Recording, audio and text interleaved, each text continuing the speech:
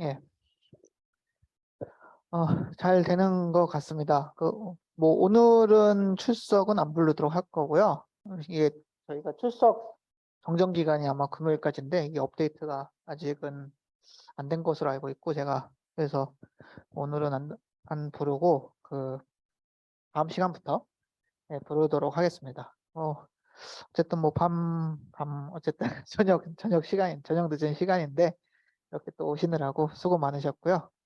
어, 오늘은 이제 저번에는 우리가 이제 이 과목에 대해서 이제 소개를 하고, 그 다음에 이제 우리가 이제 하드웨어 시큐리티.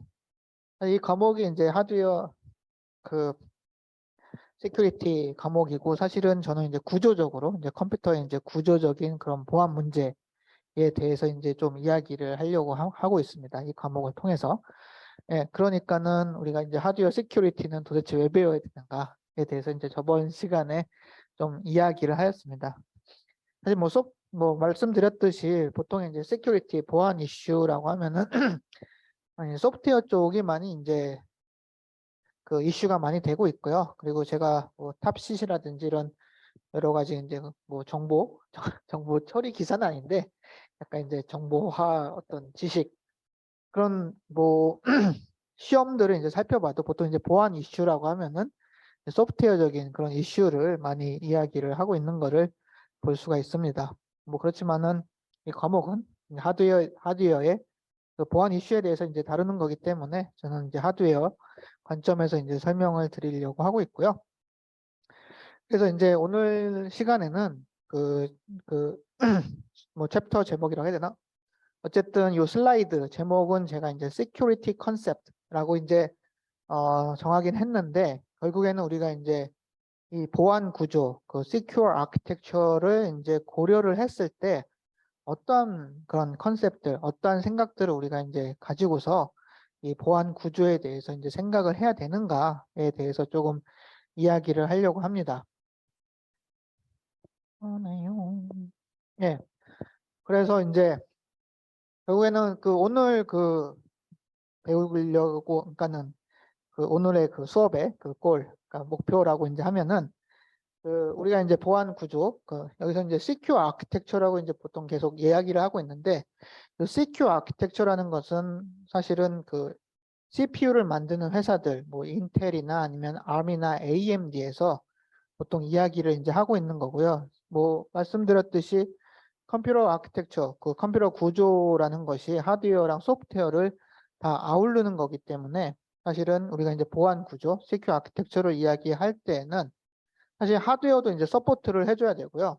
또 그 하드웨어의 서포트를 우리가 이제 매니지할 수 있는 그런 또 소프트웨어도 이제 필요합니다.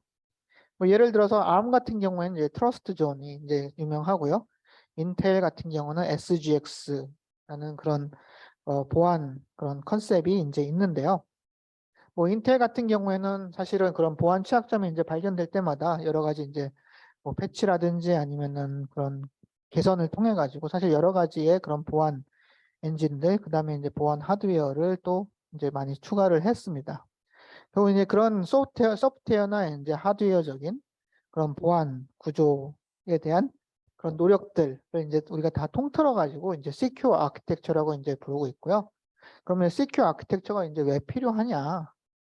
도대체 소프트웨어만 좀 생각하는 것도 좀 힘든데 우리가 왜 하드웨어까지 이제 또 생각을 해가지고 이제 보안을 고려를 해야 되느냐 이런 거에 대해서 이제 좀 이야기를 하고 할 거고요. 그 다음에 이제 우리가 이제 보통 쓰는 그런 컴퓨터는 제너럴 퍼포즈 뭐 시스템이라고 이제 보시면 됩니다. 이게 무슨 말이냐면은 뭐 제가 이제 첫 번째 시간에서도 이제 이야기를 했지만 컴퓨터의 이제 가장 큰 특징은 인스트럭션, 그러니까 인스트럭션 셋 아키텍처에 정의가 된 인스트럭션을 이제 수행할 수 있다라는 것이 사실 가장 큰 특징이고요. 이거는 우리가 이제 보통 말하는 여러 디바이스, 뭐 냉장고, 텔레비전, 뭐 라디오, 요새 라디오 잘 안 듣긴 하지만 어쨌든 차이는 있으니까요. 뭐 이런 여러 가지 이제 디바이스에 들어가는 칩하고는 사실 많이 다릅니다. 거기 우리가 이제 보통 쓰는 이제 디바이스에 들어가는 칩들은 우리가 이제 A식이라고 이제 이야기를 하는데요. ASIC 칩들은 보통은 그 디바이스에 맞게 이제 우리가 설계를 하게 되겠고, 보통은 이제 프로그램 모빌리티, 그러니까 우리가 프로그램 해가지고 그 디바이스를 뭐 돌린다든지 이런 거는 거의 없긴 했는데, 요새는 진짜 많은 디바이스에 다 컴퓨터 암코어가 들어가죠. 아니, 그래가지고 뭐 거의 대부분의 이제 그 일렉트릭 디바이스가 사실 컴퓨터라고 볼 수도 있긴 한데, 어쨌든 뭐 우리가 이제 보통 이제 디바이스용 그 칩이라고 하면은 이건 제너럴 퍼포즈라고 사실 얘기를 하지는 않습니다.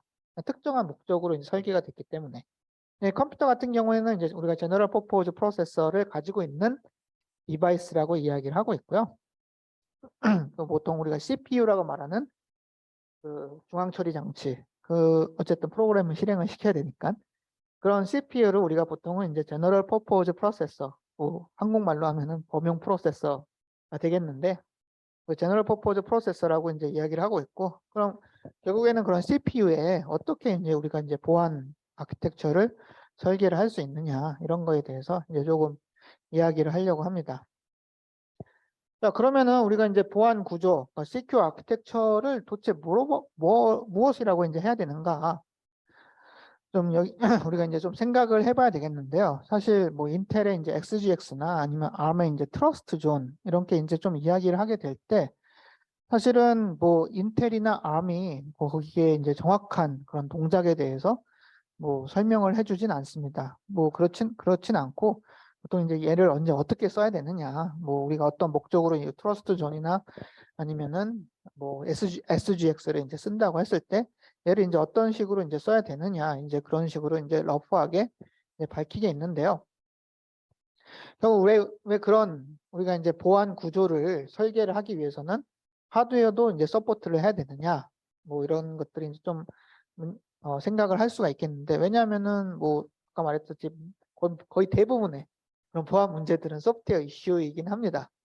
사실은 그래서 우리가 이제 완벽한 소프트웨어를 만들면은 사실 되지 않느냐라고 이제 생각할 수 있는데, 뭐 그것뿐만 아니라 우리가 하드웨어적으로도 서포트를 해야 된다, 이렇게 이제 이야기를 하고 있고요.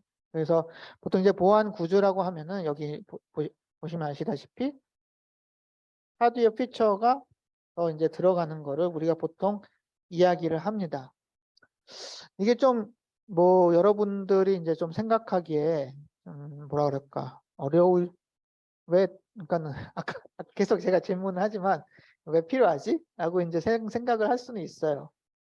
근데 사실 이제 컴퓨터를 이제 보게 되면은 컴퓨터는 사실 하드웨어랑 소프트웨어로 이루어져 있죠. 예, 그래서 사실 그 하드웨어 위에서 소프트웨어를 돌리는, 사실은 하드웨어가 소프트웨어를 서포트를 하는 그런 형태로 우리는 컴퓨터를 돌리고 있고요.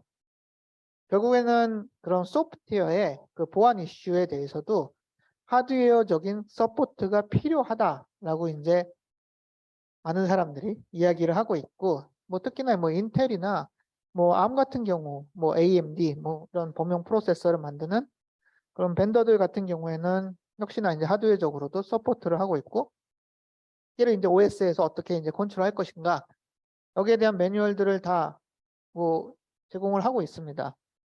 결국에는 우리가 보통 쓰는 범용 소프트웨어뿐만 아니라 보안을 고려할 때도 하드웨어적인 서포트가 필요하다, 이렇게 이제 이야기를 할 수가 있겠고요. 그 다음에 이제 그렇기 때문에 이제 보안 구조라고 말하면은 보통 우리가 하드웨어만을 얘기를 하거나 아니면 하드웨어 소프트웨어가 이제 서로 이제 결합된 그런 구조를 이야기를 하고 있습니다. 여기서 이제 조금 구별을 해야 될 거는 보안 칩하고는 좀 달라요. 우리가 이제 보통 뭐 암호화 아니면은 복호화를 위해서 우리가 가속기 칩을 좀 붙일 수도 있고요. 뭐 사실은 그런 보안적인 서포트를 위해서 우리가 뭐 전용 칩을 이제 붙일 수가 있습니다. 뭐 가장 대표적인 게 애플의 T2, T1, T2 칩이 이제 그런 것, 그 보안 쪽 칩이 이제 될 텐데, 사실은 이런 뭐 복호화나 암호화를 가속하는 칩하고는 요 CQ 아키텍처하고는 좀 다르다, 이렇게 이제 이야기를 할 수가 있습니다. 왜냐하면 얘는 그냥 말 그대로 우리가 이제 보안 어플리케이션을 돌리려면은 뭐 복잡한 그런 계산이 필요하고 연산이 필요하잖아요. 근데 그런 걸 이제 CPU로만 처리를 한다고 하면은 뭐 너무 기도 하고 그 다음에 이제 CPU 자원을 소비를 하면은 뭐 다른 그 컴퓨터 시스템에 다른 어플리케이션에 영향을 줄 수가 있기 때문에 우리 이런 가속기를 또 쓸 수가 있는데 이런 가속기나 모듈을 말을 하는 것은 아니다 라고 이제 여러분이 이해를 해주시면 좋겠습니다. 얘는 말 그대로 어떤 우리가 이제 CPU 그런 컴퓨터 시스템 안에서 그런 하드웨어에서 이제 그 시스템의 이제 계층 구조에서 돌아가는 것이 아니라 어떤 소프트웨어의 한 부분을 가속화하기 위해서, 그러니까는 가속하기 위해서 더 빠르게 이제 돌리기 위해서 설계를 한 것이 우리가 이제 보안 칩이라고 이제 보면 생각할 수가 있고요. 사실 보안 칩은 그래서 이제 시큐어 아키텍처는 아니다. 라고 이제 여러분이 생각하시면 되겠습니다. 여기 이제 각 좀 예시로 든 건데 그 보안 칩의 이제 구조를 뭐 제가 어디서 이제 카피를 해가지고 이제 보여주는 건데요. 보시면 아시겠지만 거의 A식입니다. 뭐 그러니까는 어떤 특정한 형태의 연산을 그냥 빠르게 돌리기 위한 거기 때문에 하드웨어로 뭐 그냥 얘 같은 경우에는 우리가 이제 보안 아키텍처에 포함됐다라고 얘기를 하지 않고요. 애플의 이제 T2 칩도 사실 마찬가지인데 애플의 T2 칩은 사실은 요 엔진이 있어요. AES 크립토 엔진이 이제 들어가 있어가지고 뭐 애플이 뭔가 대단한 거를 하는 게 아니라 그냥 우리가 이제 뭐 애플이 이제 보안적으로 이제 굉장히 이제 강력한 뭐 솔루션을 제공을 하고 있긴 하지만 뭐 핵심은 요 아무하나 보코아를 그냥 소프트웨어로 돌리려면 너무 느리니까는 그냥 T2 칩 하나 집어넣어가지고 얘를 가속화를 하는데 거의 모든 그런 데이터 저장이라든지 이런 것들을 암호화 복화를 하겠다. 이게 이제 사실은 가장 기본적인 컨셉이라고 이제 보면 됩니다. 뭐 그렇기 때문에 그 애플의 이제 T2 같은 경우에는 우리가 이제 보안 아키텍처라고 보통 이야기를 하지는 않습니다. 좀 구별이 필요한데 뭐 그렇지만 인텔의 그 SGX나 아니면은 ARM의 이제 트러스트 존 같은 경우에는 우리가 보안 아키텍처라고 이제 이야기를 하고 있죠. 차이가 뭐냐면은 그 보안 아키텍처는 그냥 범용적인 그 소프트웨어를 돌릴 때 보안을 위해서 하드웨어적으로 이제 서포트를 하는 거를 또 이제 받고요. 또 이제 그 보안을 위해서 OS가 또 서포트를 하면서 그 어떤 여러 가지 이제 보안적인 동작을 이제 전체적인 그런 범용적인 컴퓨터 시스템 안에서 제공을 해주는 겁니다. 그렇지만 이 T2 같은 경우에는 그냥 가속화를 하는 거예요. 그렇게 그 두 개가 이제 좀 다르다고 이제 볼 수가 있고요. 물론 이제 T2 같은 경우에도 이런 여러 시스템에서 이제 어떤 뭐 암호화 복화를 하긴 하니까 뭐 완전히 이제 보안 구조가 아니다라고는 얘기할 수 없지만은 주 목적은 그냥 가속화라고 이제 보시면 되겠습니다. 네, 그래서 이제 뭐 계속해서 말을 하고 있지만은 이제 왜 필요하냐? 보안, 우리가 하드웨어 보안까지 왜 생각을 해야 되느냐? 소프트웨어만 해도 골치 아프고, 사실 사람만 생각해도 골치 아픈데, 많은 경우에 이제 보안 사고는 사람으로 인해서 뭐 일어나고 있고요. 거의 대부분 사람으로 인해서 일어나고 있고, 아주 조금 소프트웨어를 통해서 또 일어나고 있고, 또 역시나 하드웨어의 그런 취약점을 이용을 해가지고 발생할 수 있다. 우리가 보통 이야기를 하고 있는데, 그럼 보통 그런 것들이 왜 또 하드웨어까지 우리가 이제 고려를 해야 되느냐 이렇게 생각을 할 수가 있는데요. 첫 번째 이유는 지금 소프트웨어가 너무 복잡해요. 그 하드웨어랑 무슨 상관이냐 라고 이제 생각을 할 수가 있는데 우리가 이제 소프트웨어가 복잡하면 복잡할수록 그런 뭐 버그라든지 이런 것들이 많이 들어갈 수가 있고요. 뭐 이거 당연하죠. 그 다음에 뭐 버그가 들어가게 된다고 하면은 얘는 보안적인 취약점으로 뭐 작용을 할 수가 있습니다. 그래서 이제 보통 보면은 여기 제가 이제 썼듯이 보통 이제 트레디셔널, 그러니까 전통적으로 우리가 생각할 때 그냥 OS나 이제 하이퍼바이저의 보안 이슈에 대해서 우리가 좀 생각하면 되지 않느냐? 뭐 이렇게 할 수 있어요. 그렇지만 OS나 하이퍼바이저 자체가 버그를 이제 가질 수도 있고요. 그 버그를 통해서 취약점으로 이제 동작을 하고 뭐 그렇지만은 결국에는 그런 복잡한 그런 소프트웨어의 이제 보안적 이슈를 또 서포트를 하기 위해서 하드웨어적인 서포트가 필요하다라고 이제 사람들이 이야기를 하고 있습니다. 그다음에 사실은 뭐 요거는 약간 이제 부수적인 그런 소프트웨어적인 문제라고 이제 좀 볼 수가 있겠는데요. 사실은 제가 생각하기에는 요 두 가지 이슈가 가장 이제 좀 중요한 그런 이슈라고 이제 생각을 하고 있습니다. 첫 번째는 사이드 채널이에요. 사이드 채널 같은 경우에는 얘는 사실 우리가 이제 사이드 채널이라고 이제 부르기도 하고, 그 다음에 뭐 한국어로는 이제 부채널 부르게 하는데, 왜 사이드가 부라는 성질, 부라고 이제 그 번역이 되고, 채널은 그냥 우리가 보통 채널이라고 얘기를 하니까 뭐 부채널 이렇게 이제 이야기를 하고 있는데요. 이 사이드 채널이라는 문제 때문에 우리가 이제 하드웨어 보안을 고려를 해야 된다라고 이제 생각을 하고 있습니다. 뭐 사이드 채널은 도대체 뭐냐? 그 공식적으로 인정된 채널이 아닌 것을 우리가 이제 사이드 채널이라고 이제 부르죠. 뭐 그냥 뭐 비유하자면은 정문이 있고 그다음 학교 같은데 이제 정문이 있잖아요. 정문은 우리가 그러니까 정문을 통해서 뭐 후문도 마찬가지지만 어쨌든 그런 공식적인 그런 문을 통해서 왔다 갔다 하는데, 우리가 이제 뭐 약간 이제 개구멍이라고 해가지고 그냥 뭐 담에 이제 조금 뭐 무너진 곳이나 이런 것을 통해서도 사실은 왔다 갔다 할 수 있잖아요. 사실 뭐 저는 이제 개구멍 이거를 사이드 채널이라고 그 아주 좋은 그런 비유라고 생각을 하는데, 공식적인 통로가 아니에요. 공식적으로 데이터가 왔다 갔다 하는 통로를 우리가 만든 게 아니에요. 그런데 데이터를 요 사이드 채널을 통해서 어태커가 읽어낼 수 있는 그런 통로로 쓸 수 있다라는 것이 문제가 되는 거죠. 자, 그러면은 보통 그 컴퓨터에서 공식적인 채널이란 건 뭐냐라고 이제 생각을 할 수가 있는데, 그 우리가 이제 보통 이제 소프트웨어를 생각을 하면 되겠죠. 우리가 이제 소프트웨어적으로 뭔가 데이터를 읽어낸다거나 아니면은 뭐 소프트웨어적으로 데이터를 뭐 쉐어한다거나 이런 것들이 우리가 생각할 수 있는 컴퓨터의 공식 채널이라고 이제 보시면 되겠습니다. 그럼 이제 사이드 채널이란 건 뭐냐? 비공식이죠. 그러니까는 우리가 이제 소프트웨어로 뭐 데이터를 이제 뭐 A 이퀄 1, 뭐 B 이퀄 2 이런 식으로 이제 하는 게 아니라 뭔가 다른 통로를 통해서 데이터를 디코딩, 그러니까 해석을 할 수 있는 채널이 컴퓨터에는 존재를 한다라는 거죠. 이거를 여러분들이 이제 생각할 때 그럼 하드웨어에 그런 채널이 어디 있을까? 사실 많이 있습니다. 많이 있고 그렇기 때문에 지금 연구가 많이 진행이 되고 있고요.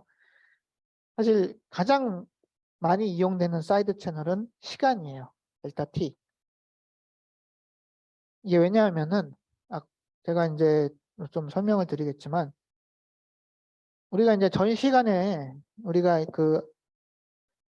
전 시간에 이제 말을 할 때 인스트럭션 셋 아키텍처는 타임이라는 개념이 정의가 안 돼 있다라고 했죠. 근데 하드웨어를 지금 만지는 우리 하드웨어 엔지니어들은 델타 T라는 타임은 정의가 돼 있지 않지만 결국에는 델타 T를 줄이기 위해서 엄청나게 많은 노력을 하고 있습니다. 그런 노력의 산물이 지금 컴퓨터가 되겠고요. 지금의 그 빠른 컴퓨터가 이제 되겠고요. 근데 소프트웨어는 이 델타 T를 고려를 하지 않기 때문에 우리가 이제 델타 T를 통해서 데이터는 읽을 수 있다라고 생각을 하진 않아요. 그렇지만 여러 가지 그 하드웨어적인 노력을 통해서 생기는 시간의 차이를 이용을 해가지고 우리가 데이터를 그러니까 그냥 곧바로 읽어내는 건 아닌데 해석을 해서 읽어낼 수가 있다라는 거죠. 그 시간이라는 개념이 이 하드웨어 그 보안에서는 굉장히 이제 중요한 그 사이드 채널로 동작을 하고요. 그래서 이제 그 사이드 채널 이슈 때문에 우리가 역시나 하드웨어 보안을 고려를 해야 됩니다. 물론 제가 이제 시간만 얘기를 했지만 뭐 사이드 채널은 시간뿐만 아니라 그 컴퓨터에서 나오는 전자기파, 우리가 일렉트로마그네틱 웨이브라고 하는데 그 전자기파를 통해서도 우리가 이제 뭐 데이터를 해석을 할 수 있다라는 그런 연구도 있고요. 그 다음에 뭐 파워 소비량, 그리고 뭐 히트, 그러니까 우리가 CPU 돌리면 열나잖아요. 뭐 그런 거를 통해서도 이제 또 뭐 할 수도 있고 뭐 이렇게 얘기를 하고 있습니다. 또 하나 이제 두 번째 이슈는 우리가 이제 그러니까 보안 공격이 소프트웨어를 통해서만 이루어지는 게 아니라 피지컬리 또 어택도 가능합니다. 역시 뭐 좀 도대체 어떻게 피지컬리 데이터를 우리가 탈취를 할 수 있느냐 뭐 이렇게 이제 생각을 하실 수는 있는데 도대체 어떤 방법, 뭐 컴퓨터 훔치면 되겠죠. 그것도 하나의 뭐 방법이긴 한데 가장 뭐 우리가 생각할 수 있는 거는 그 메모리 채널이에요. 우리가 이제 CPU를 보면은 CPU랑 사실은 여기 D램이 있고요. 그 컴퓨터 시스템에서 CPU가 있고 사실 D램이 있고 여기는 그 PCB 위에 그 메모리 채널로 연결이 되어 있습니다. 결국 밖으로 드러나 있어요. 왜냐면 이제 D램 같은 경우에는 CPU 바깥에 있는 칩이기 때문에 우리가 이제 여러 가지 이제 하드웨어에서 이제 칩이 여러 개 붙어가지고 이제 우리가 이제 디바이스를 만들게 되는데 결국 칩하고 칩 사이는 우리가 이제 PCB 라인을 통해서 데이터 커뮤니케이션이 이제 발생을 해야 되고요. 얘네들은 속에 숨겨져 있는 게 아니라 사실은 밖에 드러나 있습니다. 뭐 가장 뭐 간단히 말해서 메모리 채널 이렇게 뭐 옛날에 오실로스코프 뭐라고 할 수 있는데 어쨌든 그 프로브로 그 메모리 채널을 이렇게 딱 찍고서 뭐 데이터를 읽어내면은 뭐 이게 볼티지가 변하겠죠. 그럼 그게 데이터니까 그거를 읽어낼 수 있는 겁니다. 그러면은 뭐 사람이 피지컬리 접근을 해야 되기 때문에 이게 어떻게 보안 이슈가 되느냐 뭐 생각할 수 있긴 하지만 뭐 어쨌든 그런 위험성도 결국 이제 보안 연구라는 거는 그 데이터가 이제 탈취될 수 있는 그런 공격에 대해서 미리 이제 방어를 하는, 그러니까는 우리가 뭐 국방력 키우는 거랑 좀 비슷하죠. 미리 방어를 하는, 뭐 전쟁이 일어난 건 아니지만 전쟁을 대비를 해서 방어를 하잖아요. 보안이라는 거는 하나의 어떤 그런 가능성까지도 우리가 막겠다라는 그 생각을 해야 되기 때문에 이런 것들도 좀 이슈가 될 수가 있습니다. 뭐 그러니까는 데이터가 그냥 왔다 갔다 이렇게 여기서 그냥 로 데이터가 왔다 갔다 하는 게 아니라 우리가 뭔가 암호화를 해서 왔다 갔다 해야 될 수도 있다라는 거죠.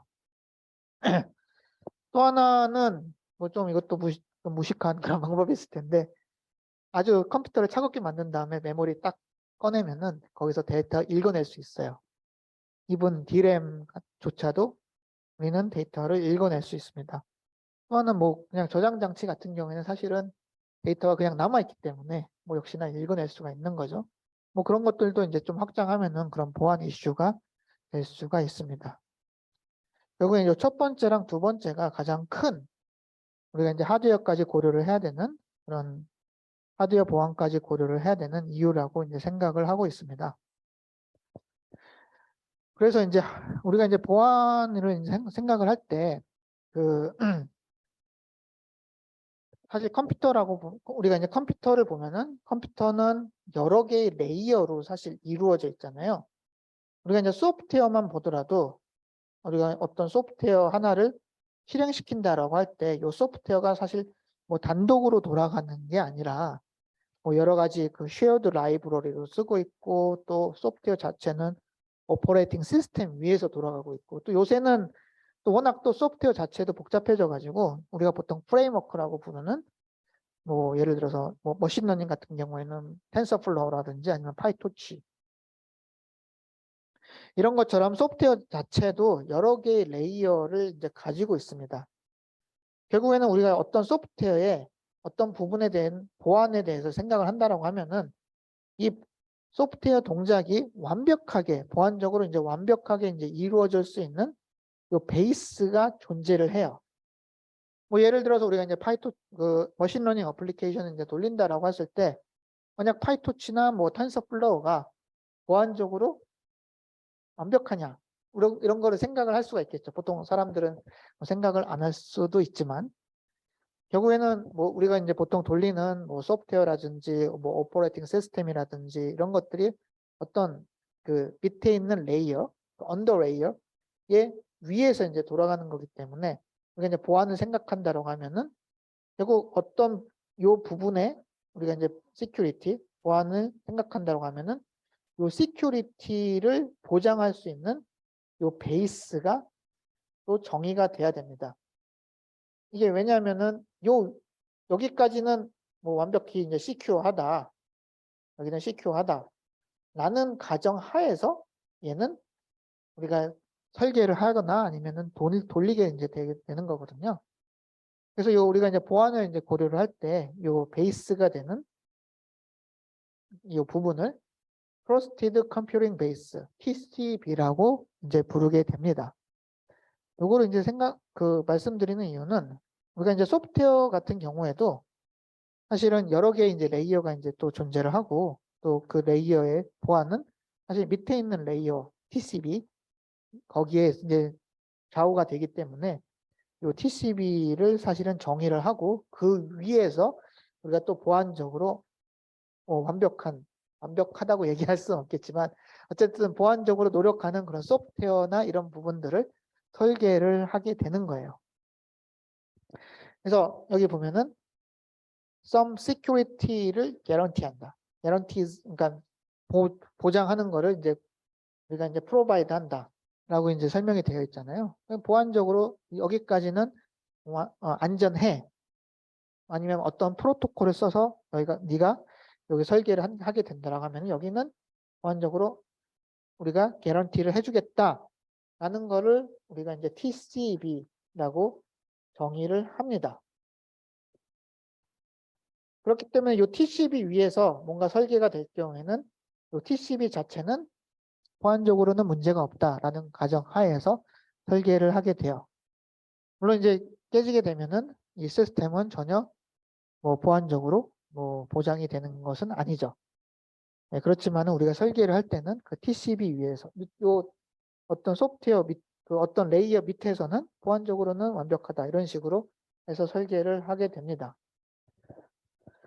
자, 그리고 이제 우리가 이제 컴퓨터 시스템에서 그러면은 보안 공격은 어떤 식으로 이제 이루어지느냐라고 이제 좀 생각을 할 수가 있는데요.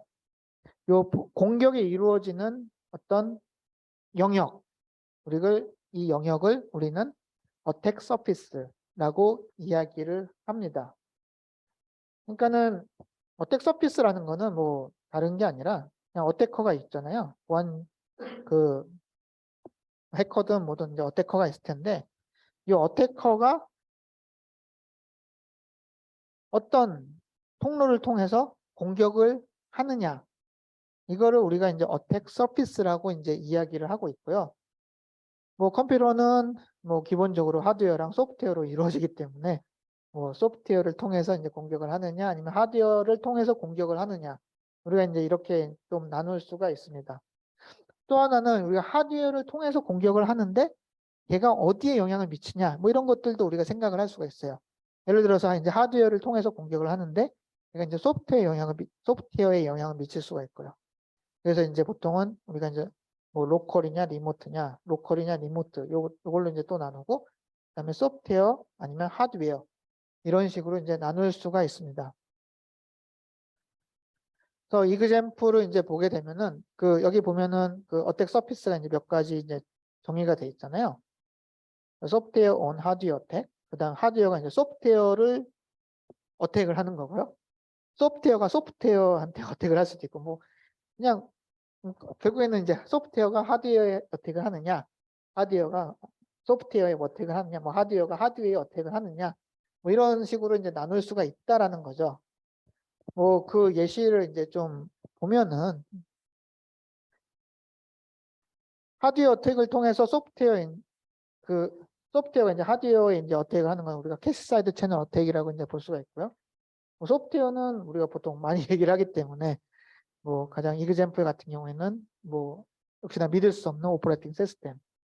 오퍼레이팅 시스템에 취약점이 있으면 뭐 보안적으로 완벽 구멍이 뚫리는 거죠. 그 다음에 이제 하드웨어를 통해서 이제 소프트웨어로 어택을 할 수 있는 경우에는 그리고 메모리 컨트롤러, 하드웨어 이제 메모리 컨트롤러로 있는데 걔가 이제 뭔가 문제가 있어서 그 보안 공격에 이용이 된다든지 이런 거를 생각할 수가 있겠고 또 하드웨어가 또 하드웨어를 공격하는 그런 경우도 있습니다. 우리가 이제 보통 하드웨어 트로전이라고 이제 이야기를 하는 게 있는데, 뭐 예를 들어서 우리가 요새는 칩을 만들 때 그 여러 가지 IP를 사오잖아요. 칩을 하나로 이제 또 칩 자체가 이제 복잡해졌기 때문에 칩 하나를 하나의 회사에서 설계를 다 하는 게 아니라 여러 IP를 이제 사가지고 와서 이를 조립하는 식으로 칩을 설계를 하게 되는데요. 근데 결국에는 그 IP가 결국에는 이게 또 secure 하느냐 알 수가 없는 거죠. 예를 들어서 우리가 뭐 어느 회사에서 이제 IP를 사왔는데 그 IP에 하드웨어 IP에 뭔가 데이터를 이제 좀 몰래 읽어낼 수 있는 어떤 모듈이 들어있다. 이렇게 우리가 또 생각을 할 수가 있겠죠.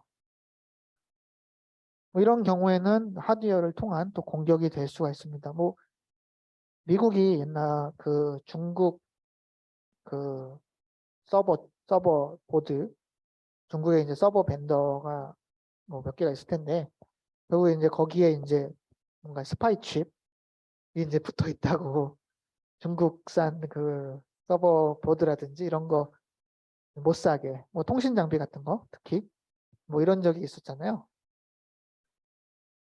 네, 물론 미국이 그걸 어떻게 알아내느냐? 미국도 약간 스파이 칩 같은 거가 어쨌든 그 뭔가 이제 밝힐 수 없는 그런 방법으로 밝혔다라는 게 좀 정설이고요. 어쨌든 그런 식으로도 이제 좀 공격이 이제 가능할 수도 있습니다. 네, 그렇게 이제 좀 우리가 이런 보안적인 그런 위협이 이루어지는 그런 어떤 공간, 뭐 표면, 뭐 어택 서피스 이런 것을 또 생각을 할 수가 있고요. 그 다음에 이제 우리가 이제 어택, 그 보안 공격을 이제 좀 구별을 할 때 패시브 어택하고 또 액티브 어택으로 우리가 구별을 할 수도 있습니다. 뭐 패시브나 액티브 같은 경우에는 뭐 여러분들이 뭐 잘 구별을 할 수가 있겠죠. 패시브라는 건 그냥 아무것도 변하게 안 만드는 거 이거를 우리가 이제 패시브라고 보통 이야기를 하고 있고요. 액티브 같은 경우에는 뭔가 이제 변하게 만든다든지 뭐 이런 부분들을 우리가 이제 액티브라고 이제 보통 정의를 하게 됩니다. 그래서 보안 공격도 뭐 패시브 어택하고 이제 액티브 어택 이렇게 이제 두 가지로 구별이 가능한데요. 뭐 패시브 어택이라는 거는 제가 말씀드렸듯이 뭐 데이터를 변경시키질 않아요. 뭐 그렇지만은 우리가 이제 데이터를 이제 몰래 이제 가지고 온다든지 스파이 비슷한 거죠. 그러니까 어태커는 오닝 업저브한다. 그러니까는 데이터를 이렇게 변형시키는 것이 아니라 그냥 보고만 있는 거예요. 그래서 이제 그 비밀 정보를 이제 빼내오는 그런 어택들을 우리가 이제 패시브 어택이라고 이야기를 합니다. 거의 대부분의 이제 보안 공격들은 뭐 이런 그 그러니까는 뭐 개인 정보라든지 아니면 뭐 비밀 정보, 시크릿 데이터 여기에 이제 초점을 두고 있기 때문에 보통은 우리가 이제 패시브 어택이라고 좀 얘기를 할 수가 있겠죠. 그냥 몰래 이제 가져오는 거예요. 가장 대표적인 게 사이드 채널 어택이 됩니다. 그 결국에는 이제 그 지금 문제가 되는 부분들 여기 이제 뭐 패시브 어택이라고 이제 할 수가 있겠고요. 그렇지만은 액티브 어택도 우리가 생각을 할 수가 있어요. 액티브 어택이라는 거는 뭔가 그 컴퓨터 안에 있는 데이터를 어태커가 변경을 시키는 거예요. 그 변경을 통해서 공격을 할 수가 있습니다. 가장 대표적인 이그젬플이 로해머 어택이라는 것이 있는데요. 로해머 어택이라는 거는 요 DRAM에 저장되어 있는 데이터를 변경을 시키는 거예요.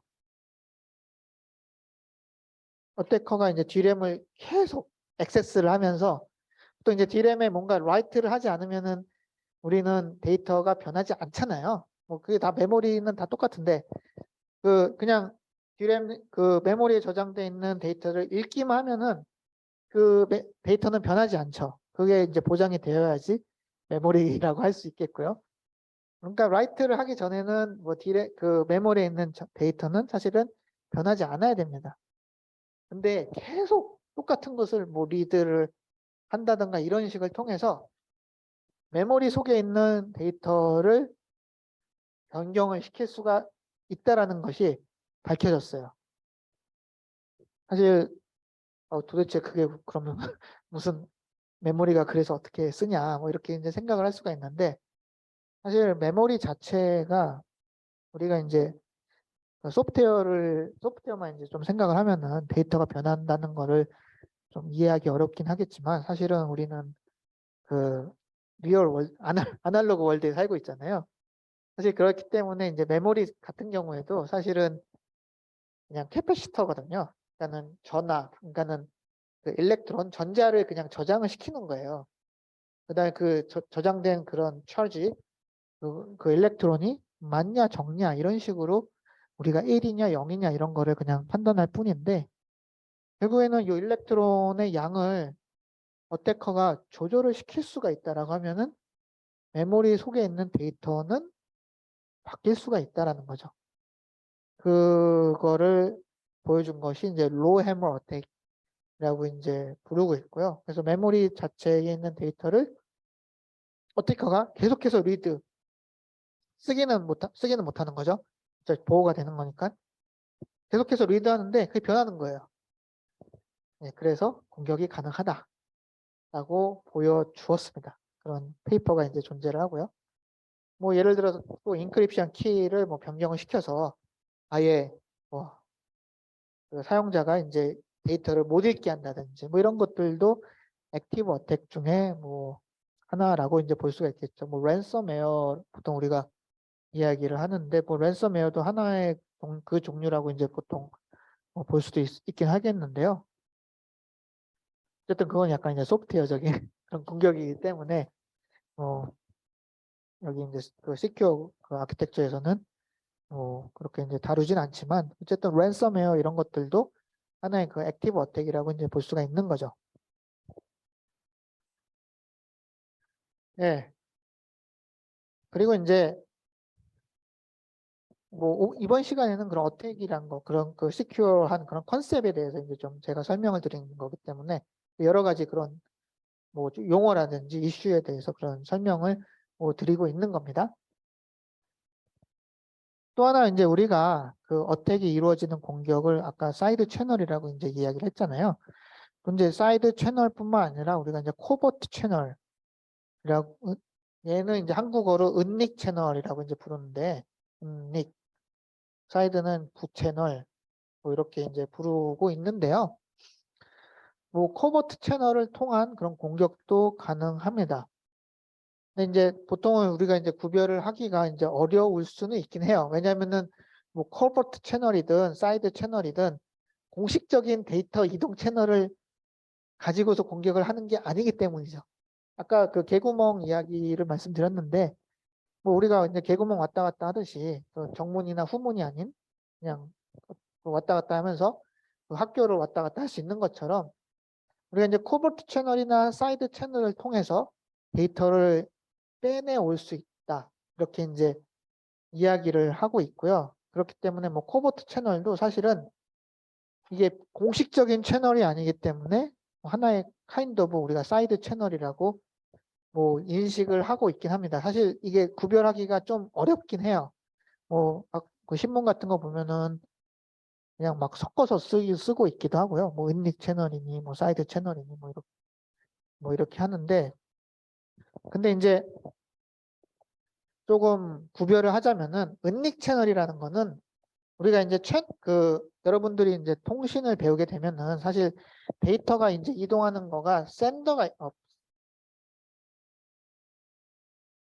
sender가 있고, 데이터 같은 경우에는 리시버가 있잖아요. 샌더랑 RX, 그다음에 리시버가 있고, 사실 샌더가 데이터 어떤 채널을 통해서 그 리시버에게 데이터를 전달을 시켜줍니다.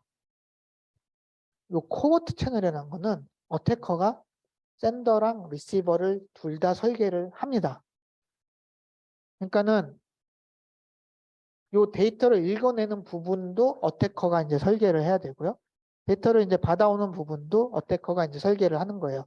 물론 요 채널은 공식적인 채널이 아니기 때문에 뭐 이거 뭐 A 이퀄 1 이런 것처럼 읽어오는 게 아니라 그냥 비공식적인 채널, 뭐 그러니까 이제 사이드 채널하고 이제 헷갈릴 수가 있는데, 그럼 비공식적인 채널을 통해서 데이터를 읽어오는 겁니다. 예를 들어서 지금 우리 컴퓨터 CPU 같은 경우에는 사실 코어가 여러 개 있잖아요. 하나의 CPU 안에.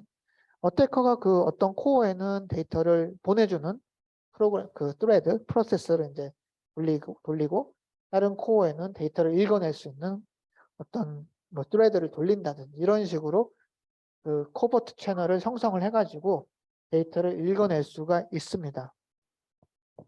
사이드 채널은 어태커가 샌더를 설계를 하지 않아요. 그냥 빅팀이 있을 뿐이에요. 피해자. 빅팀이 자기도 모르게 이 채널을 통해서 데이터를 유출을 시키는 거예요. 어태커가 여기서 이제 이 빅팀이 뭔가 자기가 알아서 돌아가고 있는데 그 빅팀이 돌아가는 거를 모니터링 하고 있다가 그 빅팀의 데이터를 그냥 해석을 하는 거죠. 해석을 하는 겁니다. 요거는 이제 우리가 이제 사이드 채널이라고 이야기를 하고 있고요. 예, 그래서 이제 그 아까 보안 공격에 대해서 얘기할 때 코버트 채널과 사이드 채널이라는 그런 단어를 뭐 보통 이제 많이 사용을 하는데 뭐 이런 또 이제 차이점이 있다. 이렇게 이제 이야기를 할 수가 있습니다. 자, 그래서 이제 그 우리가 이제 그러면은 시큐어한 그런 컴퓨터 시스템은 시큐어 아키텍처는 도대체 뭘 제공을 해줘야 되느냐, 어떤 부분을 보장을 해줘야 되느냐, 이런 것에 대해서 이제 생각을 할 수가 있습니다. 지금까지는 그런 보안 위협, 그 시큐어 트리트가 어떤 식으로 이제 분류가 되고 어떻게 이제 이루어지느냐를 이제 설명을 드렸는데, 지금부터는 그럼 우리가 이제 시큐어 아키텍처 혹은 시큐어 시스템, 뭐 시큐어 하드웨어 시스템 뭐 이제 설계를 할 때 어떤 요소들을 이 시스템은 보장을 해줘야 되느냐, 프로바이드 해줘야 되느냐에 대해서 이제 좀 이야기를 하도록 하겠습니다. 보통 우리가 이제 세 가지를 이야기합니다. 세 가지, 그러니까는 우리가 이제 어떤 시큐어한 시스템이라고 이제 이야기를 할 때 이 시큐어 시스템이 요 세 가지를 그 보장을 해줘야 된다라고 이야기를 하고 있는데요. 첫 번째가 이제 confidentiality, 그러니까는 익명성이라고 이제 보통 뭐 해석을 할 수는 있기는 하겠는데, 익명성 혹은 뭐 비밀성 뭐 이렇게 얘기를 할 수가 있겠죠. 뭐 문서 뭐 같은 데 보면 이제 confidential 이렇게 찍혀 있는 경우가 많이 있잖아요. 보안 문서. 근데 이제 confidentiality는 역시나 이제 비밀이 보장이 되어야 된다라는 것을 이야기를 하고 있는 거죠. 결국은 비밀이 이제 보장돼야 된다라는 거는 내가 언제 뭐 예를 들어서 이제 뭐 클라우드나 이제 뭐 서버 컴퓨터 시스템이라고 이제 하게 될 때, 이 클라우드나 이제 서버 컴퓨터 시스템은 사실은 그 우리 데이터들을 다 모아두고 있잖아요. 제 데이터도 있고 건재의 데이터도 있고 뭐 철수의 데이터도 있고 뭐 영수의 데이터도 있고 이런 식의 데이터들이 다 이제 어떤 클라우드라는 아니면 뭐 서버라는 그런 그 스토리지 안에 다 저장이 돼 있죠. 이게 그 다음에 뭐 클라우드 같은 경우에는 뭐 아무나 이제 접속을 해서 쓸 수 있는 거기 때문에 사실은 내 데이터는 그냥 뭐 아무나 이제 접속을 할 수 있는 가능성이, 그러니까 데이터를 가지고 올 수 있는 가능성이 뭐 존재하는 거예요. 어쩔 수 없이. 뭐 이 데이터가 뭐 그냥 내 컴퓨터 아무데도 연결이 되지 않는 내 컴퓨터에 이제 저장이 돼 있는 게 아니라 저기 그 아무나 접속할 수 있는 퍼블릭한 클라우드 서버에 이제 저장이 돼 있기 때문에 뭐 이거는 뭐 어쩔 수 없는 거죠. 환경이 뭐 그런데. 근데 결국에는 그런 시스템은 어떤 거를 이제 보장을 해줘야 되느냐? 나의 시크릿 데이터 아니면 나의 뭐 프라이빗 데이터, 개인정보 이런 것들이 비밀이 보장돼야 된다. confidentiality. 이거를 우리가 이제 보장을 해줘야 된다라는 거죠. 걔를 깨는 공격이 뭐냐? 걔를 깨버리는 공격이 역시나 캐시 사이드 채널 어택이 이제 되는 거죠. 아까 사이드 채널 이야기를 했잖아요. 그 우리 이제 보통 뭐 그러니까는 하드웨어에 그 캐시를 통해서 그 보안 공격이 이제 발생할 수가 있는데 그 중에 하나가 이제 캐시 사이드 채널 어택이라고 이제 이야기를 하고 있고 뭐 여러 가지 이제 어택이 있습니다. 사람들이 연구를 많이 해서 얘네들 이런 방법을 통해서 데이터를 읽어낼 수 있어. 이렇게 이제 보여주고 있는데요. 요 캐시 사이드 채널 어택이 요 컨피덴셜리티를 우리가 그 침해하는 그런 공격이 될 수가 있는 거죠. 그러니까는 컨피덴셜리티는 비밀 보장이기 때문에 우리 뭔가 네. 비밀 보장이기 때문에 우리가 이제 스파이 뭔가 이제 엿봐서 읽어낸다거나 이런 것들이 이제 발생하게 된다면 그 시스템은 컨피덴셜리티를 보장한다라고 할 수가 없습니다.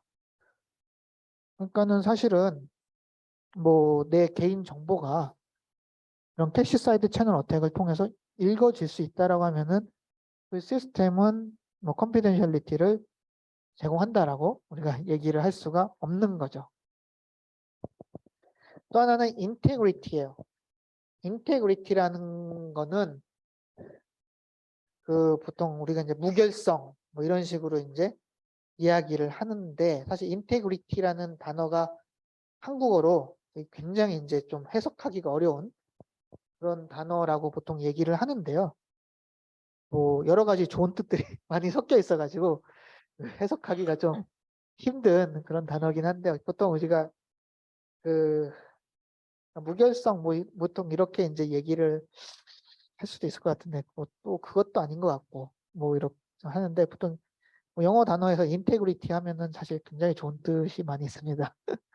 예, 그래서 인테그리티도 이제 좀 인테그리티를 보장을 해줘야지 우리가 이제 시큐어한 시스템이다 뭐 이야기를 하는데 얘는 이제 뭐냐면은 우리가 이제 데이터가 뭐 A라는 사람의 데이터라고 하면은 이 데이터는 사실은 A만 그 모디파이 그러니까 수정을 할 수 있어야 돼요. 이건 뭐 당연하죠. 뭐 이 데이터가 A의 소유이기 때문에. 근데 이제 다른 사람이 A가 아닌 뭐 다른 뭐 어태커라든지 아니면 뭐 다른 사람이 얘를 변경시킬 수 있다 하면은 문제가 되는 거죠. 인테그리티라는 거는 어떤 한 사람의 소유의 데이터는 이 사람만 이제 바꿀 수 있다. 이걸 얘기를 하는 건데 뭐 다르게 말하면은 데이터의 이제 무결성, 그러니까는 데이터가 다른 내가 의도하지 않은 다른 어떤 요인에 의해서도 변하지 않는다. 이거를 우리가 인테그리티라고 이야기를 합니다. 역시나 인테그리티도 보장이 되어야지만이 우리가 얘는 시큐어한 시스템이다 라고 이야기를 할 수 있는 거. 이것도 사실 뭐 당연한 거죠. 뭐 예를 들어서 뭐 통장에 있는 돈의 액수를 나만 그 변경을 시켜야 되는데 다른 사람이 변경시킨다라고 하면 이거 큰일 나는 거죠. 근데 이제 컴퓨터 시스템 자체에서 인테그리티에 문제가 발생할 수가 있고요. 그 가장 여기 뭐 제가 이제 아까도 이제 예를 들어서 말씀드렸듯이 로에머 간격 같은 경우에는 인테그리티를 깨버리는 그런 공격이 되는 거죠. 우리가 리드하면은 사실 데이터가 변한다라고 생각을 안 하니까는 리드는 마음껏 하게 되는 거고요. 사실 그 리드도 나의 데이터, 뭐 내가 A라는 사람이 메모리에다가 요 데이터를 내가 저장을 했는데 요 데이터를 읽는 게 아니라 그 옆에 있는 메모리 셀을 막 계속 읽어가지고 요 A를 변하게 만들 수 있다는 게 로해머 공격이거든요. 사실은 그 B라는 사람이 자기 데이터를 그냥 계속해서 읽기만 해도 A라는 데이터가 변할 수 있다. 이게 사실은 굉장히 이제 크리티컬한 그런 공격이 될 수가 있겠는데 뭐 이런 것들이 이제 인테그리티를 해치는 그런 뭐 공격이라고 이제 할 수가 있겠습니다. 결국에는 시스템은 뭐 confidentiality, integrity 역시 보장을 해줘야 되고요. 세 번째는 availability입니다. 이 availability는 우리가 이제 원할 때 나의 데이터를 이제 읽거나 아니면은 어떤 리소스를 이제 쓸 수 있어야 된다. 이거를 우리가 이제 availability라고 이제 이야기를 하고 있는데요. 혹시나 이거를 깨버릴 수 있는 공격은 깨버리는 공격은 디도스. 디도스 공격이 얘를 이제 깨버릴 수 있는 공격이 되는 거죠. 서버라든지 이런 리소스들을 그냥 다 써버려 가지고 다른 사람이 이제 접속을 못하게 만드는 게 이제 디도스잖아요. 예, 이런 것들이 이제 그런 시큐리티 어택이라고 이제 볼 수가 있겠습니다. 결국에는 confidentiality, integrity, availability를 다 보장을 해야지만이 우리가 이제 secure한 시스템이라고 이제 이야기를 할 수가 있는 거고요. 예. 그래서 그런 부분을 이제 보장하기 위해서 우리가 secure 아키텍처를 설계를 해야 됩니다. 그러면 이제 현재 하드웨어는 어떤 식으로 이제 또 뭐 구성되어 있느냐, 뭐 이렇게 이제 우리가 이제 얘기를 할 수가 있는데요. 사실은 그 하드웨어 말씀드렸듯이 하드웨어는 보통 우리가 그 보안에 대해서는 고려를 하지 않았어요. 왜냐하면은 그 다음에 이제 소프트웨어를 설계를 할 때는 소프트웨어는 하드웨어는 보안적으로 문제가 없어. 소프트웨어만 나는 고려할 거야. 라는 그런 가정하에서 설계를 해왔습니다. 하지만 말씀드렸듯이 뭐 이런 메모리 채널은 이제 밖에 드러나 있고요. 또 요 캐시라는 그 하드웨어 아키텍처는 타이밍을 다르게 또 만들어내는 그런 요소로 작용하고요.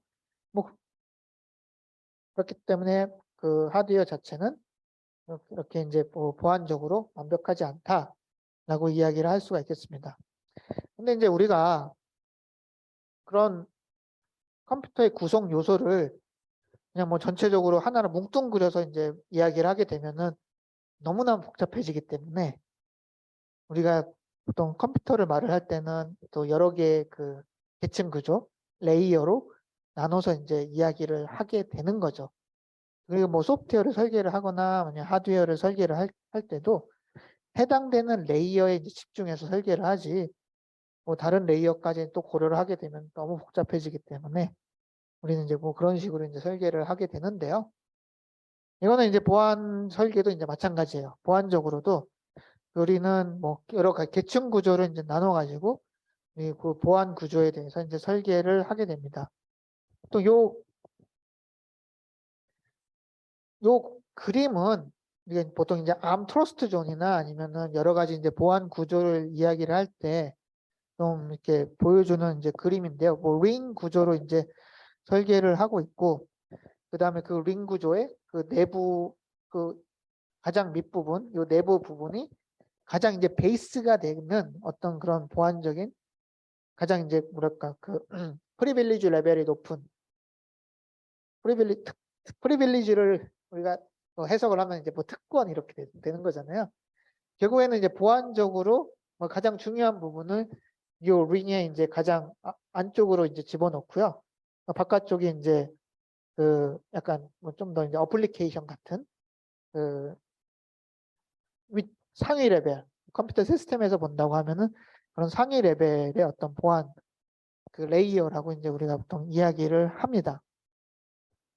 그래서 뭐 암트러스트 존 문서를 보게 되면은 뭐 이런 그림을 뭐 많이 볼 수가 있습니다. 사실 뭐 이런 식으로 우리가 이제 시스템 소프트웨어라든지 뭐 아니면 저 서버 시스템 이렇게 뭐 설계를 또 하고요.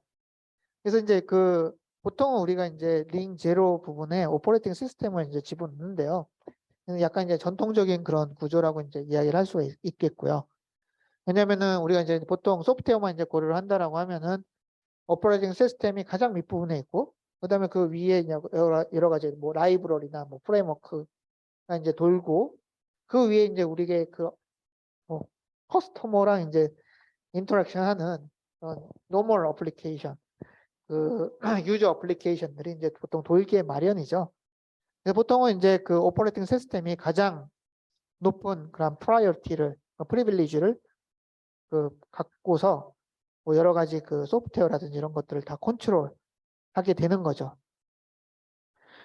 그렇기 때문에 이제 전통적으로는 이제 링 제로, 가장 밑부분에 있는 거를 우리가 이제 오퍼레이팅 시스템으로 이제 생각을 하고, 그 오퍼레이팅 시스템 위에서 뭐 여러 가지 이제 뭐 라이브러리라든지 아니면은 뭐 어플리케이션이 돈다 이런 식으로 이제 설계를 생각을 하고 있고요. 그렇기 때문에 오퍼레이팅 시스템의 이제 가장 높은 그런 프리빌리지를 이제 보통 제공을 해준다. 이렇게 이야기를 하고 있죠. 뭐 이건 또 뭐 사실인 게 뭐 우리가 보통 그 수도 루트 권한하면은 뭐 사실은 다 컴퓨터 마음대로 할 수 있잖아요. 그렇게 이제 생각을 할 수가 있는데요. 근데 이제 이건 약간 이제 전통적인 그런 모습이라고 이제 볼 수가 있겠고, 요새는 뭐 서버라든지 이런데 버추얼 머신을 많이 쓰죠. 하이퍼바이저. 보통 하이퍼바이저를 우리가 설치를 해놓고 그다음에 그 위에 이제 게스트 오퍼레이팅 시스템이 올라간 상태에서 그 게스트 오퍼레이팅 시스템 위에서 어플리케이션이 돌아가는 그런 방식으로 우리가 이제 뭐 서버라든지 아니면 클라우드라든지 이런 것들을 설계를 요새는 합니다. 요새 하죠. 그렇게 많이 하는데, 그렇기 때문에 우리가 오퍼레이팅 시스템 밑에 게스트 오퍼레이팅 시스템이 이제 도는 하이퍼바이저가 존재를 하는 거예요. 우리가 이제 보통 오퍼레이팅 시스템을 가장 보안적으로 이제 가장 중요한, 가장 요 중심에 이제 보통 이제 놓고서 생각을 했는데, 사실 그 밑에 이제 우리 보통 요새는 하이퍼바이저가 이제 돌고 있고요. 또 하이퍼바이저 밑에는 하드웨어가 있다. 이렇게 이제 보통 계층 구조를 이렇게 설명을 합니다.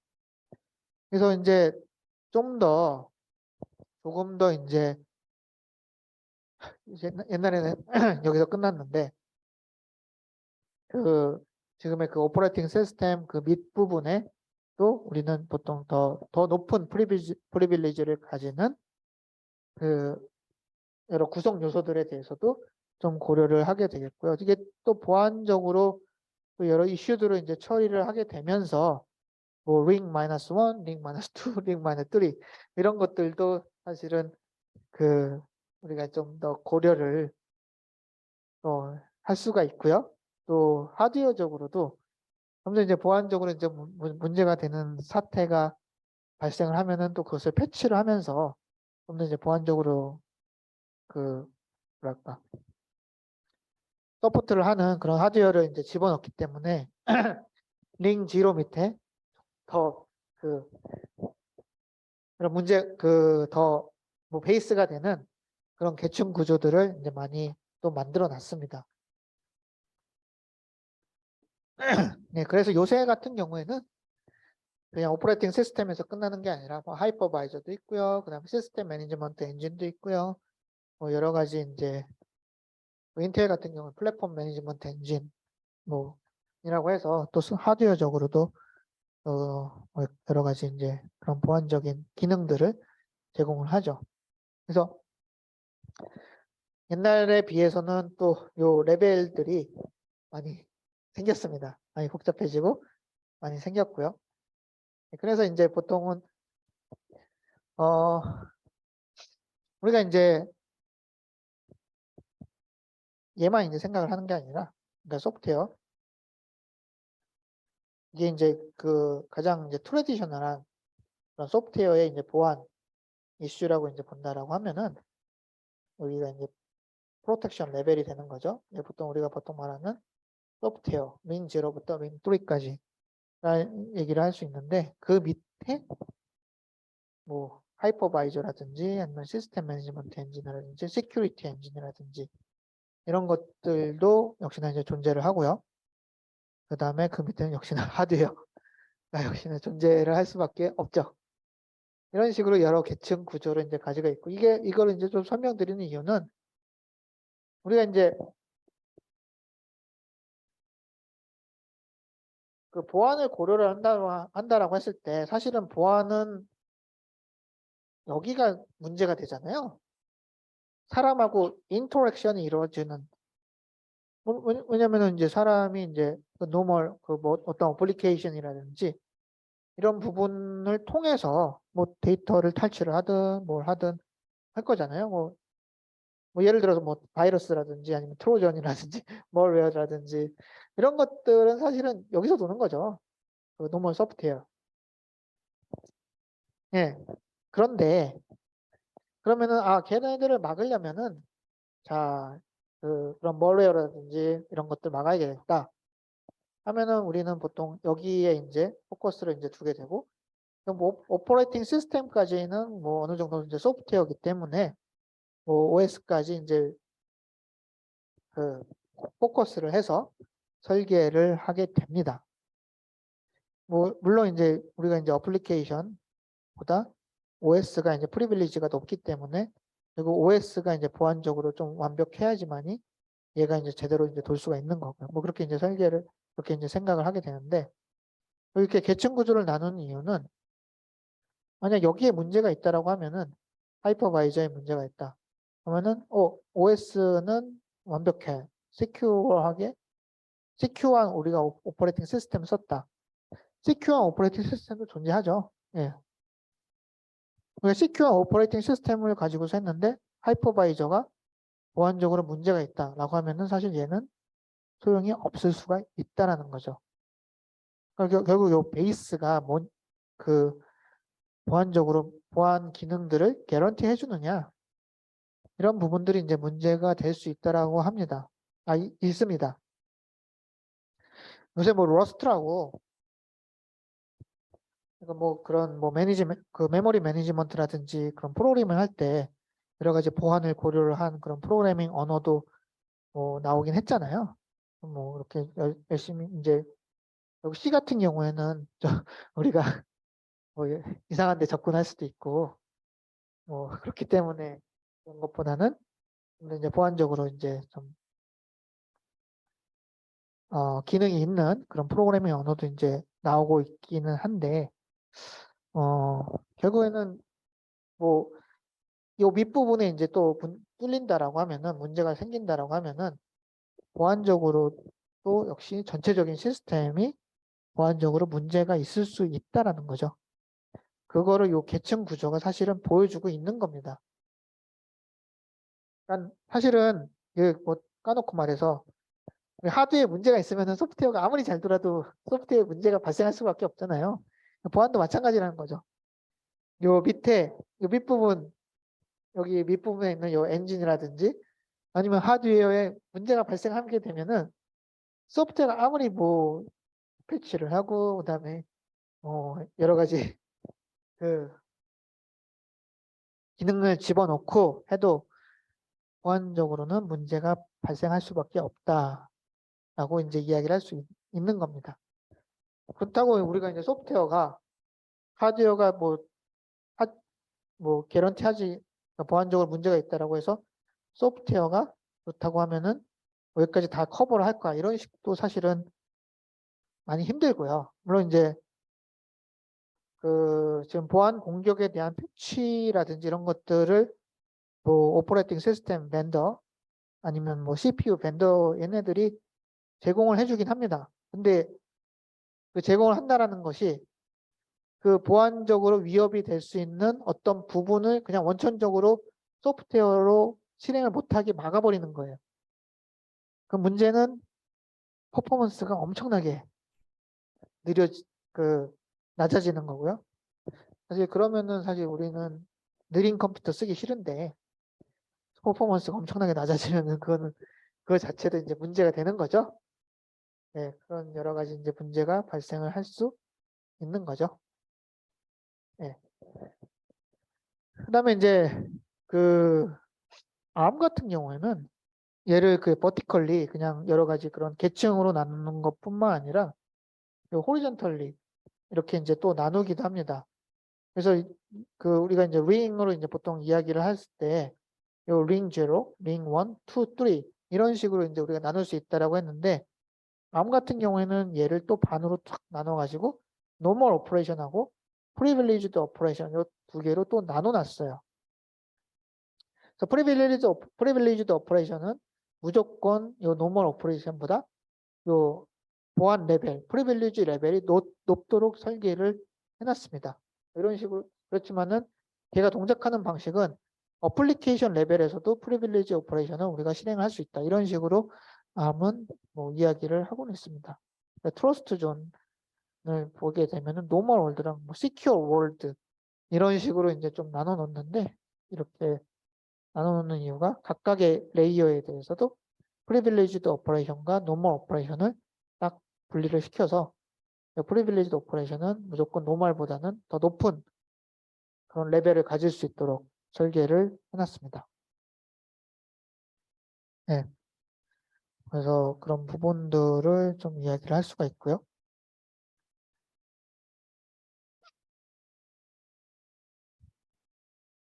네, 그 다음에 이제 우리가 이제 Trusted Execution Environment T라고 이제 이야기를 하는 부분들이 있는데, 요거는 이제 그 하드웨어적으로나 아니면 그 아키텍처적으로 그런 뭔가 이제 우리가 이제 Trusted Execution, 그러니까 보안적으로 이제 좀 보장되는 execution을 이렇게 제공을 하는 그런 환경이라고 이제 이야기를 하시면 되겠고요. 보통 우리가 T라고 이제 보통 이야기를 하는데, 예, 그런 부분들을 우리가 Trusted Execution Environment라고 이야기를 하고 있고, 그 T를 이제 구현한 거를 우리가 TCB라는 보안적으로 베이스가 되는 부분들을 우리가 TCB라고 이야기를 합니다. 예. 자, 그러면은 우리가 개념적으로 그러면은 우리가 이제 어떤 식으로 이제 confidentiality나 아니면은 뭐 인테그리티나 이런 부분들을 이렇게 이제 보장을 할 수 있을까? 이거 역시나 이제 뒤에서 이제 좀 자세하게 설명을 또 드리긴 하겠지만은 뭐 개략적으로 어떤 식의 이제 방법으로 이런 아까 말씀드렸던 시큐리티 컨셉트를 우리가 이제 제공을 해줄 수 있느냐 이런 거에 대해서 조금 이제 설명을 드리도록 하겠습니다. 첫 번째는 confidentiality죠. confidentiality. 그 비밀을 보장을 하는 건데 뭐 지금 같은 경우에도 그 우리가 이제 컴퓨터를 이제 보게 되면은 아까도 말씀드렸듯이 메모리 같은 경우에는 CPU 바깥에 이제 존재를 하고 있어요.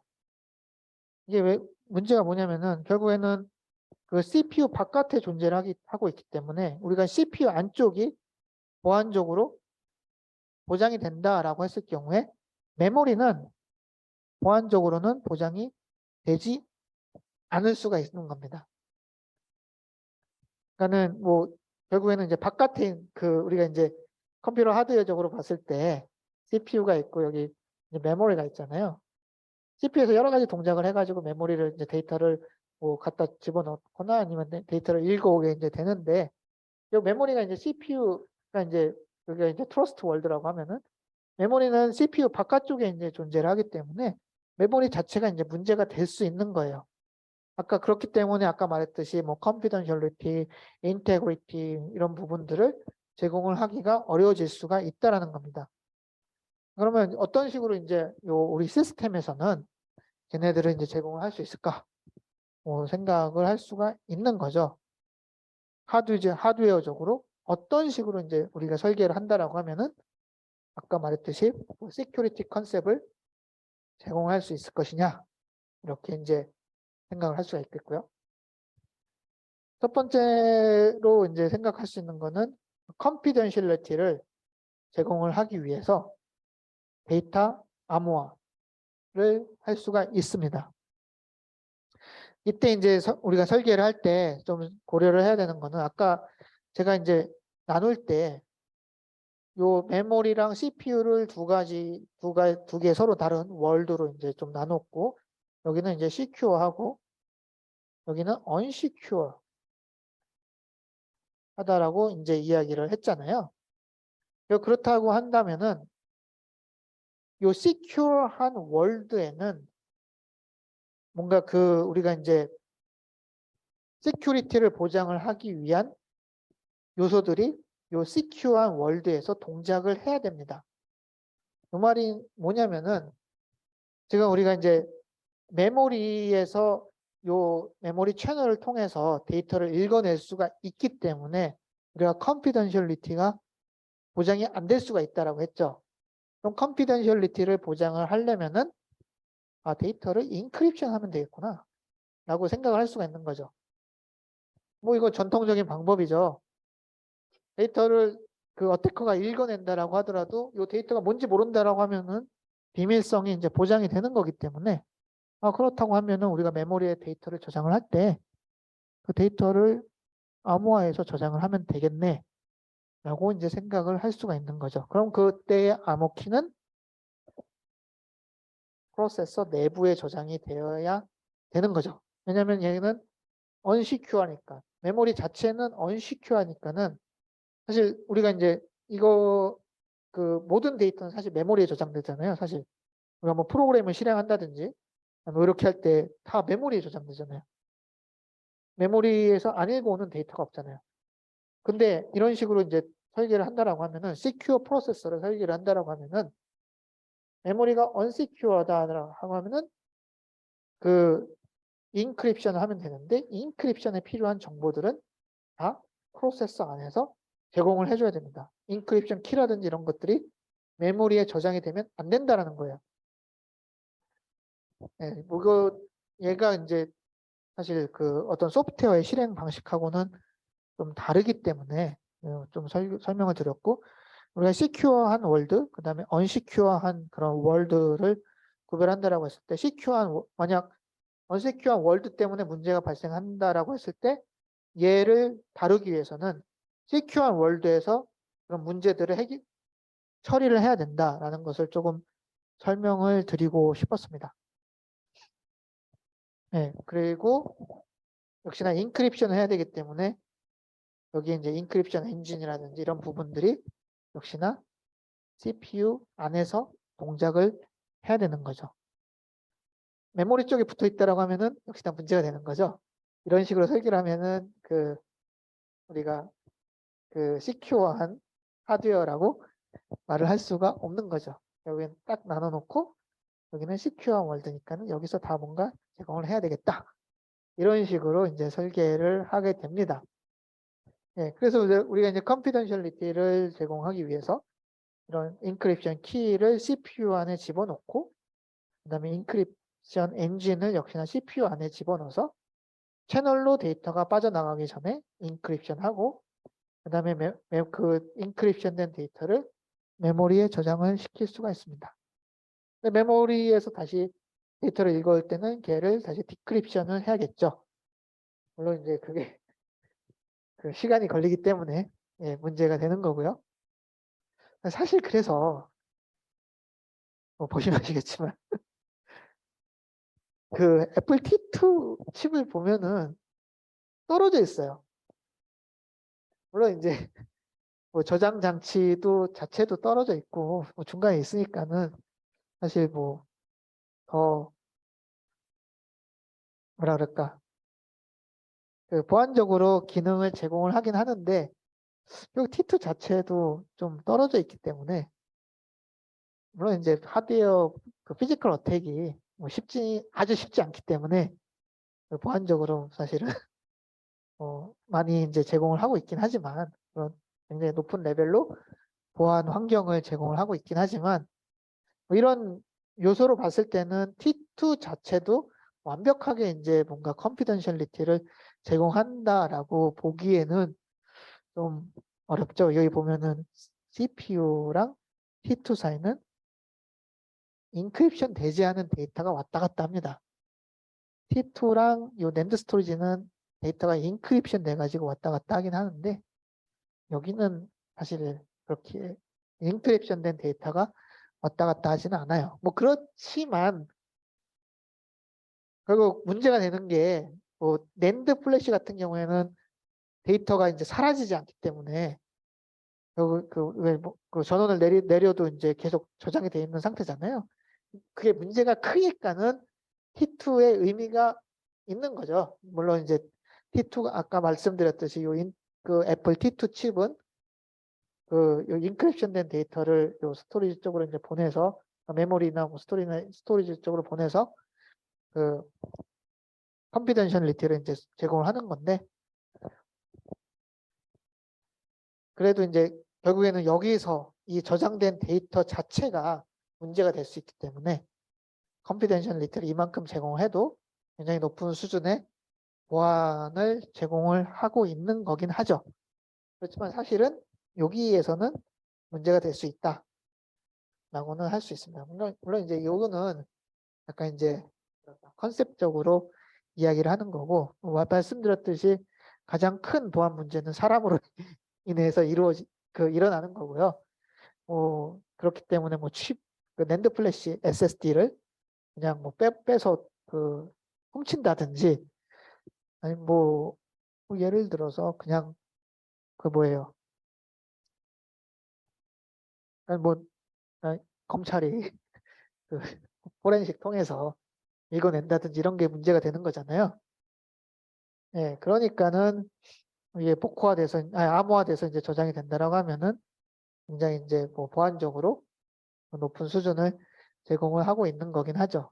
그럼에도 불구하고 분명히 그 홀은 있다. 홀은 있긴 하지만 컨셉츄얼리 홀은 있긴 하죠. 예.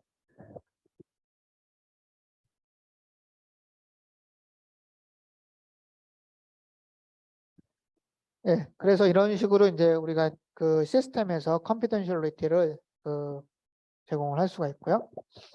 또 하나는 그 다음에 이제 역시나 이제 하나는 아이졸레이션을 통해서 역시나 컨피던셜리티를 보장을 할 수도 있습니다. 아이졸레이션이라는 거는 요 두 개의 이제 어떤 소프트웨어가 있을 때 소프트웨어에 이제 실행되는 하드웨어 자체를 분리를 시키는 거죠. 이거가 이제 우리가 보통 분리를 시키는 것을 아이졸레이션이라고 하고, 결국 그래서 한 소프트웨어는 다른 소프트웨어의 데이터를 접근하지 못하게 아예 막아버리는 거. 이걸 우리가 이제 아이졸레이션 하는 방법으로 역시나 이제 컨피던셜리티를 제공을 할 수가 있습니다.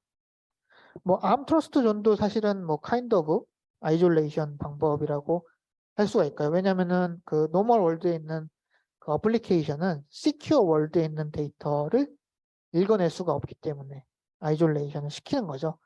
걔 같은 경우에는 캐시에서도 역시나 그 구별을 시켜주기 때문에 아이졸레이션을 해줄 수 있다라고 이제 말할 수가 있습니다. 그러니까 첫 번째 방법은 인크립션, 암호화를 통해서 데이터를 숨기는 거고요. 두 번째 방법은 아이졸레이션을 통해서 우리가 그 시큐어한 월드랑 그 다음에 언시큐어 월드를 구별을 시켜줘서 혹시나 컨피덴셜리티를 제공을 해줄 수 있다. 이렇게 이제 할 수가 있고요. 그 다음에 인테그리티. 그럼에도 불구하고 인테그리티는 어태커가 그 인테그리티를 깨버릴 수도 있죠. 그 인테그리티를 깨버리는 거를 막을 수는 없긴 하겠지만, 우리가 이제 데이터가 이제 원래 데이터랑 같은지 아니면은 변경이 됐는지를 알 수 있는 방법은 있습니다. 그때 이제 제공하는, 그러니까는 인테그리티 자체는, 그러니까는 아까 말했듯이 로해머라든지 이런 식으로 어태커가 그 데이터를 변경하는 거는 사실 막기가 어려울 수도 있어요. 물론 이제 요새는 로해머를 많이 막고 있어요. 왜냐면 그 리프레시 많이 하면 되긴 하거든요. 그럼 그렇게 이제 또 인텔이 또 로해머 공격이 발견이 된 이후에 그냥 두고 있는 게 아니라 뭔가 이제 그 메모리 컨트롤러를 좀 수정을 해가지고 로해머가 잘 발생하지 않도록 뭔가 비밀스럽게 공개를 하고 있지 않나요? 그 메모리 컨트롤러를 설계를 해가지고 로해머가 이제 발생 잘 안 되도록 뭔가 이제 해놓긴 했습니다. 그런 부분들이 있긴 한데, 그럼에도 불구하고 로해머라든지 이런 데이터가 변하는 거를 우리가 이제 피하지 못할 수도 있어요. 이거는 로해머링뿐만 아니라 그 사실은 우리가 이제 이건 좀 좀 어려운 이슈이긴 한데, 우리가 릴라이애블리티 이슈라고 그 우주에서 알파 파티클이라는 것이 쏟아져 내려오고 있거든요. 걔 때문에 그 메모리에 저장되어 있는 데이터가 아주 작은 확률이긴 하지만 이게 바뀔 수도 있습니다. 이거는 뭐 그 시큐리티 어택은 아닌데 뭐 그러니까는 인테그리티 자체는 깨질 수가 있다라는 거죠. 인테그리티는 깨질 수가 있는 건데 그럼 결국에는 걔를 막아내는 거는 뭐 아주 퍼펙트하게 막아내는 거는 이제 불가능하고요. 그러니까 우리가 이제 그런 확률을 낮출 수는 있긴 한데 퍼펙트하게 맞는 거는 사실은 불가능합니다. 근데 이제 최소한 인테그리티가 유지가 됐느냐 아니면 깨졌느냐를 알 수 있는 방법은 있다라는 거죠. 그 중에 가장 많이 쓰는 것이 해시 트리를 이용해서 해시 값을 생성을 해내는 겁니다. 요거는 사실은 우리가 이제 그 인터넷에서 파일을 다운로드 받거나 이럴 때 또 쓰는 기법이죠. 우리가 이제 뭐 굉장히 큰 뭐 파일을 다운로드 받을 때 어떤 사이트들은 해시코드까지 이제 제공을 해주잖아요. 그러면은 우리가 해시코드라는 거는 굉장히 요 파일이 데이터가 있다고 하면은 데이터보다 작은 그런 코드인데 요 데이터를 뭐 해시 테이블을 거쳐서 요 코드를 만들어내면 얘는 완벽하게 요 데이터에 대한 유니크한 값을 갖지는 않지만 어느 정도 유니크한 값을 가지는 그런 코드를 만들어낼 수 있는 거죠. 그래서 그 오리지널 데이터가 있다라고 하면은 오리지널 데이터가 있다면 이 오리지널 데이터로 해시 코드를 만들어 놓고 그 다음에 뭐 우리가 이제 다운로드를 받는다든지 아니면 시간이 흐른 다음에 이 데이터를 가지고서 해시 코드를 이제 생성을 한 다음에 이 해시 코드를 오리지널 해시 코드랑 비교를 했을 때 얘가 똑같이 나오면은 아 얘는 데이터가 변하지 않았구나 라고 생각을 할 수가 있는 거고 만약 여기서 새로 생성된 해시 코드가 오리지널 해시 코드랑 다르다고 하면은 아 데이터가 변했구나 라고 이제 알아낼 수가 있는 거죠. 이런 거를 통해서 우리는 인테그리티를 역시나 체크를 할 수 있습니다. 보장은 안 돼도 체크를 하면은 아 얘가 변하면은 뭔가 문제가 있다 라는 거는 알 수가 있으니까. 얘도 보시면 아시겠지만은 여기 해시를 해시 코드를 만들어내는 엔진을 CPU 안에 이제 집어넣을 수가 있고요. 그 다음에 이 해시 코드에 쓰는 루트도 특히나 이제 CPU 안에 그 시큐어 월드라고 우리가 정의를 했으면은 그 CPU 안에서 이제 생성하는 거를 볼 수가 있습니다. 이런 식으로 우리가 그런 시큐리티 컨셉을 제공을 하는 이그젬플을 좀 보여드렸습니다. 네. 그래서 오늘은 그 전체적인 그런 오버뷰라고 이제 보시면 되겠고요. 물론 이제 제가 이번에 이제 설명을 할 뭐 캐시 사이드 채널 어택의 뭐 메커니즘이라는 이런 거는 나오진 않았지만 전체적으로 이제 시큐리티 전체적인 그 시스템 그다음에 뭐 아키텍처적으로 이제 시큐리티를 어떤 식으로 이제 제공할 수 있는지 그다음에 뭐 여러 가지 용어들이라든지 이런 부분들을 좀 설명을 해드렸습니다. 예. 그래서 이런 전체적인 그런 오버뷰 요거는 이렇게 이제 설명을 드리고요. 그 다음 시간부터는 그 구조적인 시큐어 아키텍처를 이제 설명하기 전에 그런 컴퓨터 구조에 대한 이슈들을 좀 더 이제 자세하게 설명을 드리려고 합니다. 그걸 이해하셔야지 그 시큐어 어택이 하드웨어에서 어떻게 이제 발생하는지에 대해서 이해를 할 수가 있기 때문에 뭐 우선은 그렇게 이제 설명을 드리려고 합니다. 예, 오늘은 이렇게 마치고요. 혹시 뭐 질문 있나요? 예, 없으시면 뭐 다음 수업 시간에 이제 뵙도록 하겠습니다. 예, 감사합니다.